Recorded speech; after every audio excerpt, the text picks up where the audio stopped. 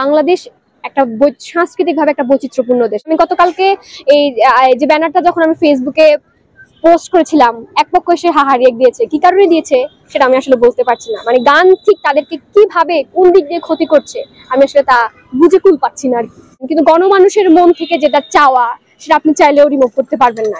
কোন একটা নিউজ পেপারে, কোন একটা চ্যানেলের কমেন্টের বক্সের নিচে যদি আপনি একটু ফলো করেন, এগুলা কিন্তু পাবলিক অবজারভেশন হিসেবে আপনি দেখতে পারবেন। ওই অবজারভেশনে কিন্তু ওই গোষ্ঠীগুলোর একটা মানে কি বলবো সুস্পষ্ট ছাপ দেখতে পাচ্ছে আর কি, কারা চাচ্ছে না কারা চাচ্ছে।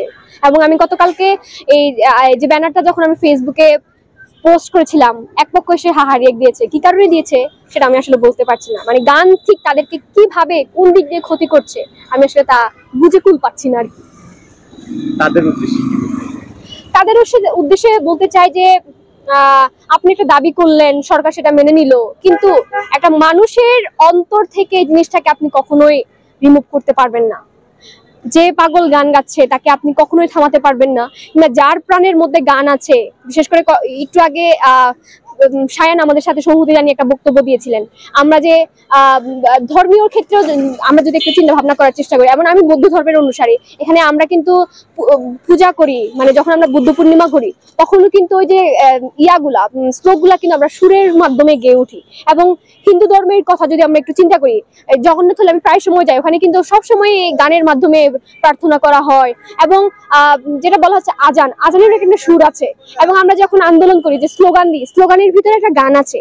তাহলে এই গানগুলোকে মানে আপনি চাইলেও আর কি বন্ধ করতে পারবেন না। এখন হয়তো অনেক কিছু আপনি চেষ্টা করবেন, কিন্তু গণমানুষের মন থেকে যেটা চাওয়া সেটা আপনি চাইলেও রিমুভ করতে পারবেন না।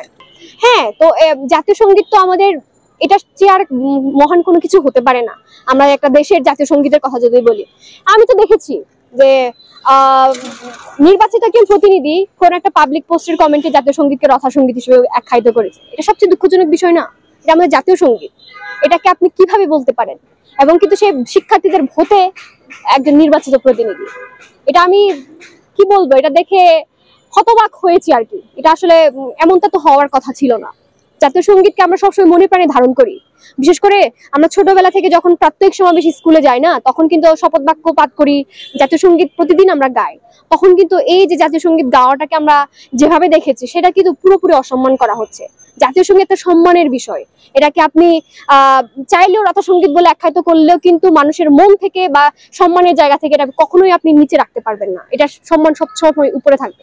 বাংলাদেশ একটা সাংস্কৃতিকভাবে একটা বৈচিত্র্যপূর্ণ দেশ। এখানে গান, সঙ্গীত, নাচ বা সব ধরনের বিষয়বস্তু কিন্তু আছে। এবং শরীরচর্চার বিষয়টা আমরা দেখতে পাই। বিশেষ করে মেয়েরা, মানে শরীরচর্চার কথা যদি বলি, মেয়েরা কিন্তু তাদের ছোটকাল থেকে আমরা দেখতে পাই যে এখন ন্যাশনাল টিমে যারা খেলছে ফুটবলে, তারা কিন্তু বিশ্ব জয় করে ফেলছে। এখন এখানে কিন্তু শরীরচর্চার বিষয়টা আছে। এবং শরীরচর্চার বিষয়টা এমন না যে খুব সবসময় আমরা ফর্মালি দেখি, আমরা কিন্তু হাঁটা চলা করছি, মুভমেন্ট করছি, এটাও একটা আমাদের জীবনে গুরুত্বপূর্ণ অংশ।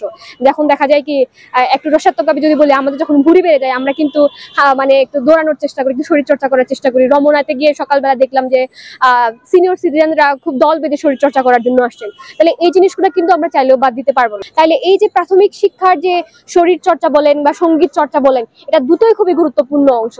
মানে এটা আপনি চাইলে কোনো কিছুই করতে পারবেন না, এবং এটা খুবই দরকার। এবং আমি এই আজকে যে প্রতিবাদ কর্মসূচি হচ্ছে, এটার জন্য আমি পূর্ণ সমর্থন জানানোর জন্য আমরা এই জায়গায় আসছি।